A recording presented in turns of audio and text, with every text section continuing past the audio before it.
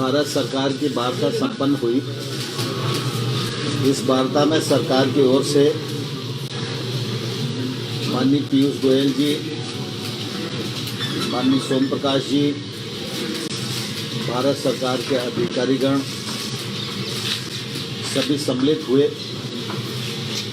और किसान यूनियन के साथ वार्ता सौहार्दपूर्ण वातावरण में संपन्न हुई।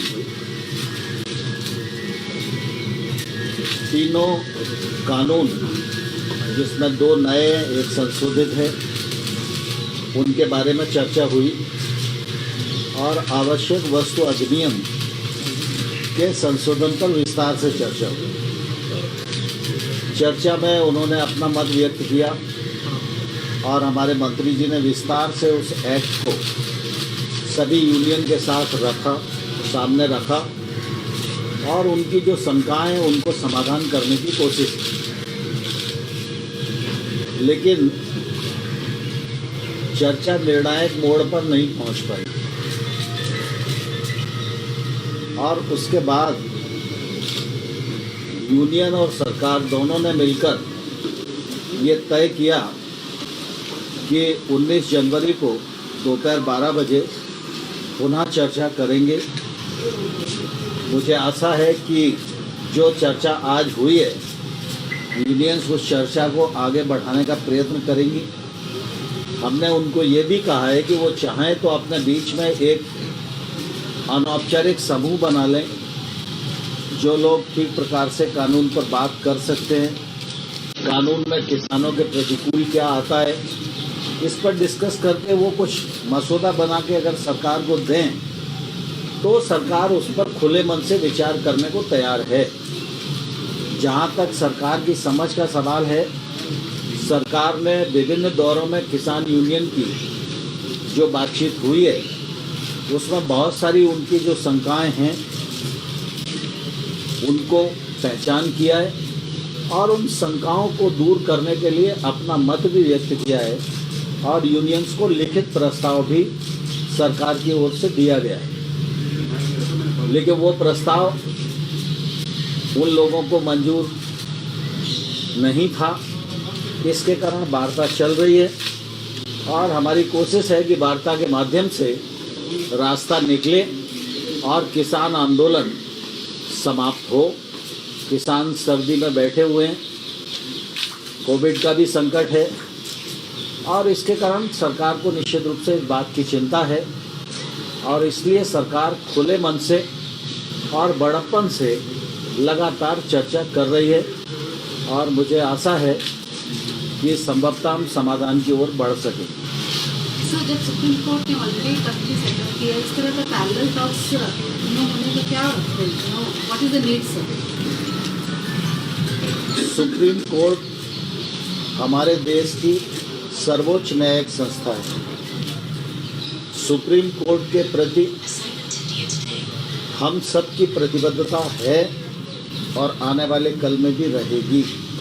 इसमें किसी को कोई शंका नहीं होनी चाहिए। सुप्रीम कोर्ट ने जो निर्णय दिया है उस निर्णय का भारत सरकार स्वागत करती है। सुप्रीम कोर्ट ने जो कमेटी मध्यस्थता के लिए और सुनने के लिए बनाई है, वह कमेटी जब भारत सरकार को बुलाएगी तो हम उस कमेटी के समक्ष भी अपना पक्ष प्रस्तुत करेंगे और अपनी बात निश्चित रूप से रखेंगे। लेकिन किसान चूँकि सरकार से वार्तारत थे और इसलिए आज की तारीख तय थी, तो हम लोगों ने किसान यूनियन को पूछा, उन्होंने कहा हम वार्ता के लिए आना चाहते हैं। तो हमने कहा कि आप ज़रूर आइए। स्वाभाविक रूप से सुप्रीम कोर्ट ने जो कमेटी बनाई है वह कमेटी भी समाधान ढूंढने के लिए है और चर्चा में अनेक स्थानों पर चर्चा होती है, तो हो सकता है किसी चर्चा के माध्यम से कोई रास्ता निकल सके। इसलिए भारत सरकार ने किसानों से आज पूछा, उन्होंने कहा कि नहीं हम चर्चा करना चाहते हैं और आगे भी चर्चा को हम जारी रखना चाहते हैं, तो इसलिए उन्होंने 29 तारीख दी, हमने उस पर अपनी रजामंदी दी। सब कोर्ट में सॉलिसिटर जनरल ने कहा था कि आंदोलन में हमें कुछ अलगाववादी राष्ट्रवादी, क्या मीटिंग में भी ये बात उठती है कि इस तरह से संगठनों के बीच में ऐसे लोग शामिल हैं जो कि अलगाववादी हैं या जो नहीं चाहते हैं कि छवि बनी रहे, बिगाड़ी जाए या इस्तेमाल किया जाए आंदोलन का? हमारी जानकारी के अनुसार कृषि सुधार बिलों के बारे में 2-3 राज्यों के किसान आंदोलित हैं, वो धरने पर बैठे हुए हैं। उन किसानों के प्रतिनिधि के रूप में कुछ किसान यूनियन सरकार के साथ वार्ता में हैं। सरकार उनको किसानों का प्रतिनिधि मानकर ही वार्ता कर रही है। इसके अतिरिक्त हमने और कुछ सोचा नहीं। सर, एक सड़क पर भी विरोध हो रहा है। राहुल गांधी जो है वो प्रोटेस्ट कर रहे हैं, मार्च निकाले, राजभवन तक आज गए थे। कह रहे थे कि सरकार जो है वो किसानों की अनदेखी नहीं कर रही है बल्कि उसे खत्म करने की साजिश कर रही है। राहुल गांधी के बयान पर और राहुल गांधी के कृत्य पर पूरी कांग्रेस सिर्फ हंसती है और उनका उपहास उड़ाती है। मैं आपके माध्यम से राहुल गांधी को कहना चाहता हूं कि 2019 में कांग्रेस पार्टी के मैनिफेस्टो में ये रिफॉर्म वो करेंगे, यह वायदा उन्होंने लिखित में किया था।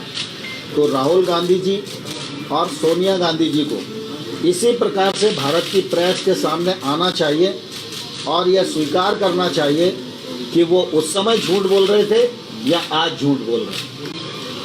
सर, जब सरकार सुप्रीम कोर्ट अपॉइंटेड पैनल के सामने जाके अपने पक्ष रखने की बात कर रही है, पर थॉमस वहाँ पे जाने के लिए तैयार नहीं है, सर, तो कैसे हल निकलेगा? मैं समझता हूँ सुप्रीम कोर्ट के निर्णय का सम्मान सबने करना चाहिए।